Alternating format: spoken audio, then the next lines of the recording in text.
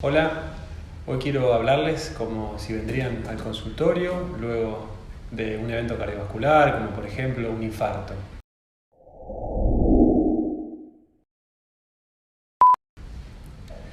Nosotros sabemos en prevención cardiovascular que trabajamos la mayoría de nosotros para hacer lo que se llama prevención primaria, que es brindarles herramientas para tratar de evitar un evento cardiovascular. Pero a veces ocurre que hay un accidente cerebrovascular, un infarto, que sería un evento cardiovascular, y tenemos que hablar de lo que llamamos prevención secundaria. Ahí todas nuestras herramientas van a estar dirigidas a tratar de reducir la recurrencia de un evento.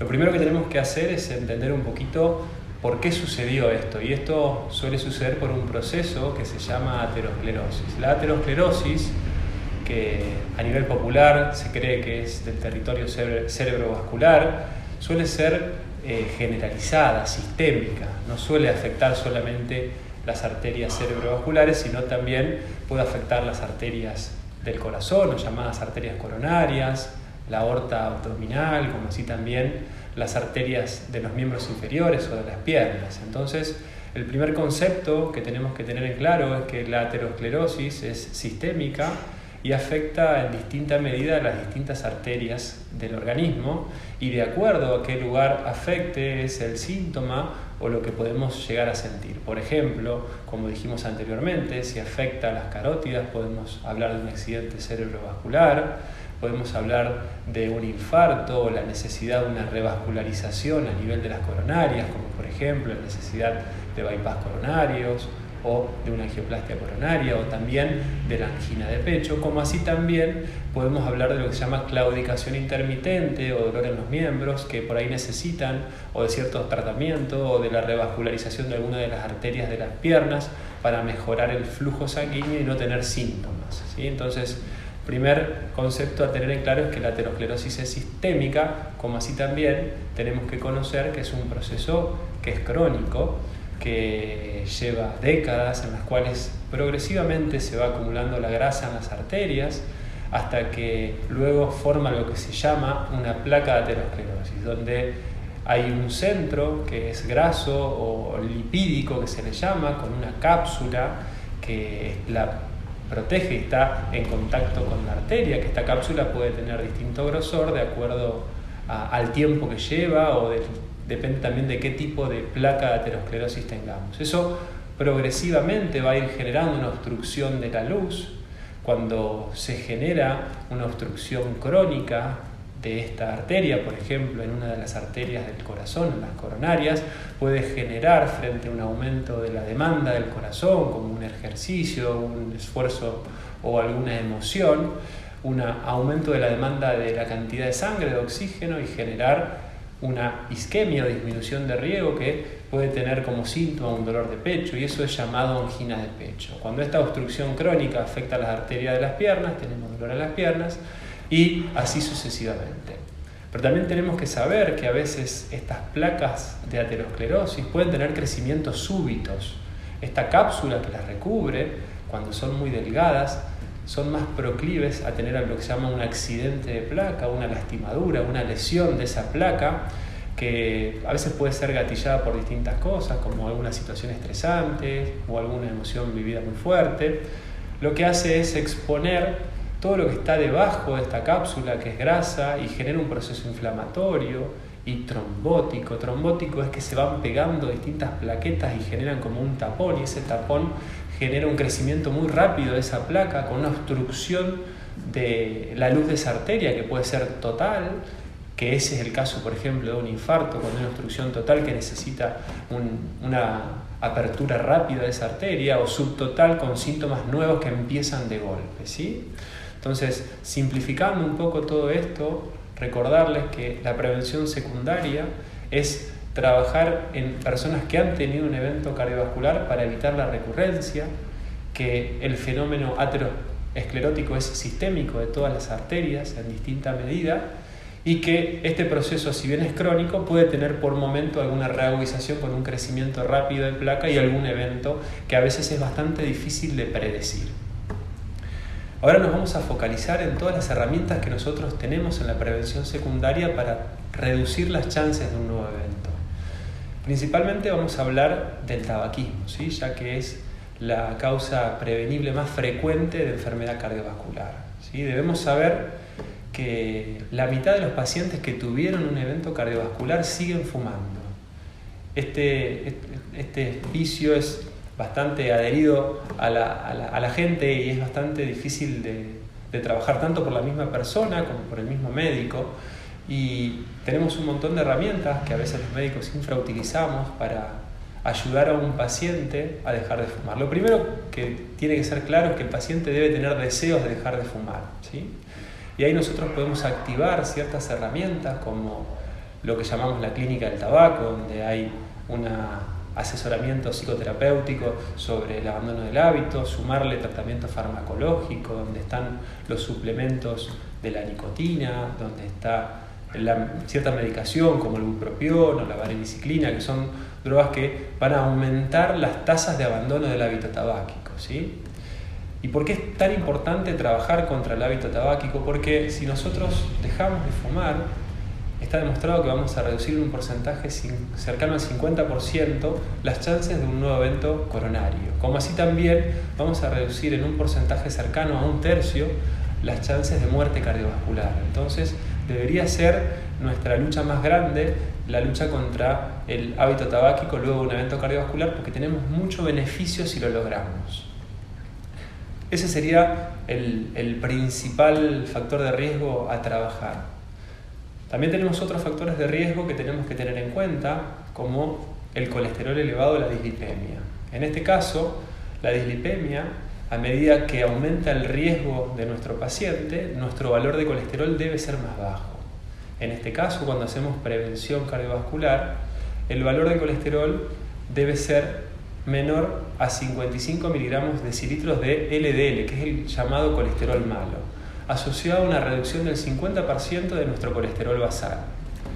Probablemente para esto necesitemos drogas de alta potencia como son las estatinas y a veces quizás asociarlas a otros fármacos como por ejemplo ezetimibe, que tienen un efecto reductor bastante marcado del colesterol. Hay que aclarar que hay mucho temor popular sobre el daño de la estatina, que no se ha demostrado ningún papel científico, con muchísimos participantes, más de 150.000 participantes en estudios con estatinas, en los cuales, si bien puede aumentar el dolor muscular, no hay ningún riesgo extra de daño muscular o hepático como el temor popular así clama, y hace que muchas veces nuestros pacientes o reduzcan la dosis de las estatinas o la suspendan. Es muy importante trabajar en este objetivo que nos planteamos de valor de LDL por debajo de 55, y debemos entender que debemos consensuar con nuestro médico el tema de adherirnos al tratamiento médico para lograrlo. En lo referente a lo que es la presión arterial, debemos hablar de un objetivo de presión arterial que va a depender del riesgo de cada paciente, ¿sí? Y de lo que dicen distintas sociedades científicas.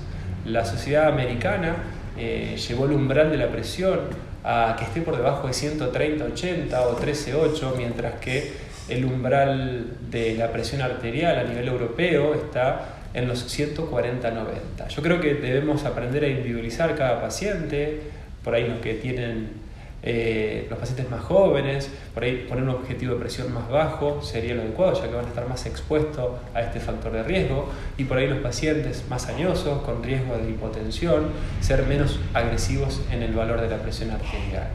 También remarcarles que la mitad de los pacientes no está bien tratado, y por ahí tenemos que ser más agresivos en las dosis de los medicamentos y en las asociaciones que utilizamos. Otro de los puntos a tener en cuenta a nivel de lo que es la prevención secundaria es la diabetes, ¿sí? Más o menos entre 10 y 20% de los pacientes con eventos cardiovasculares tienen diabetes. Y debemos saber dos cosas, ¿sí? Debemos plantear objetivos de valores de lo que llamamos hemoglobina glicosilada. La hemoglobina glicosilada nos habla de nuestras glicemias en los últimos 3 meses. Y tenemos que plantear un valor por debajo de 7 miligramos. Esto va a depender también de qué tipo de paciente. En los pacientes añosos, con riesgos de hipoglicemias, podemos ser un poco más laxos en los controles, pero nosotros pacientes deberíamos buscar esos valores, estar por debajo de ese valor para reducir las chances de eventos cardiovasculares. Y también remarcarles que hay drogas nuevas en la diabetes que han demostrado reducción de eventos cardiovasculares, ¿sí? Como son la dapaglifosina, la empaglifosina, y algunas drogas que se hacen inyectables que tienen un efecto antiaterosclerótico a largo plazo y de reductor de peso que también redujeron eventos cardiovasculares como la Victoza y otros nombres comerciales que no vale la pena mencionar. En lo referente a lo que es la actividad física, ¿sí? Todo paciente con un evento cardiovascular debería plantearse un objetivo de actividad física de unos 150 a 300 minutos semanales, de una actividad física de una intensidad moderada. Obviamente que esto no es desde el día cero, sino que tiene que ser consensuado con su médico, con un incremento progresivo de la actividad física, pero para tratar de cumplir ese objetivo. Al cumplir ese objetivo vamos a reducir las chances de enfermar. Entonces debemos transmitirle a nuestros pacientes la necesidad de entender que el ejercicio es como un medicamento más que tiene que estar presente y debemos tratar de cumplir ese objetivo de 150 a 300 minutos semanales de actividad física. Cuando hablamos de la alimentación, tenemos que acercarnos a un patrón de alimentación saludable, como por ejemplo el mediterráneo, en el cual lo que hacemos es reducir el consumo de carnes rojas, aumentamos el consumo de frutas, de verduras, reducimos el consumo sobre todo de harinas refinadas, aumentamos el consumo de harinas integrales, de legumbres, nos hidratamos abundantemente con agua y no con bebidas gaseosas o bebidas azucaradas. Ese patrón de alimentación va a tener un efecto protector a nivel cardiovascular.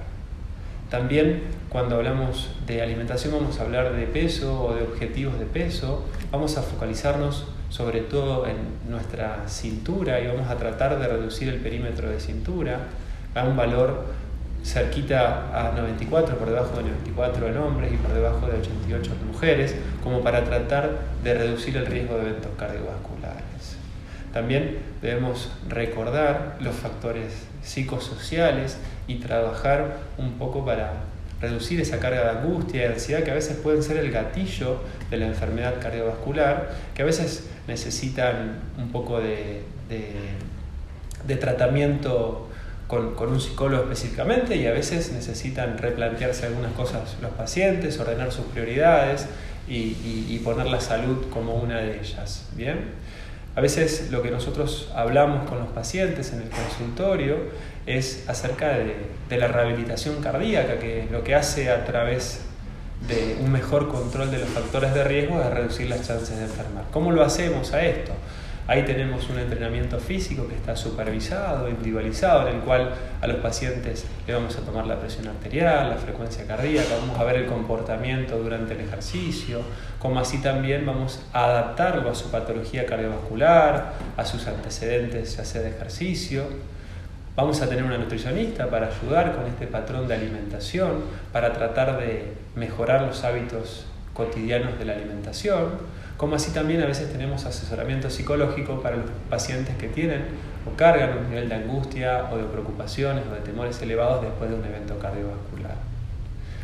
La idea de este video es poder darles ciertas herramientas para trabajar en la prevención secundaria, no asustarlos sobre los eventos cardiovasculares, sí que conozcan por qué suceden y que sepan que si ustedes cumplen con estos objetivos de prevención secundaria o trabajan en estos objetivos de prevención secundaria, las chances de volver a enfermar van a ser mucho más bajas, como así también va a mejorar mucho su calidad de vida, como así también va a reducirse bastante la ansiedad y los temores frente a la enfermedad cardiovascular que a veces nos paraliza y no nos deja accionar.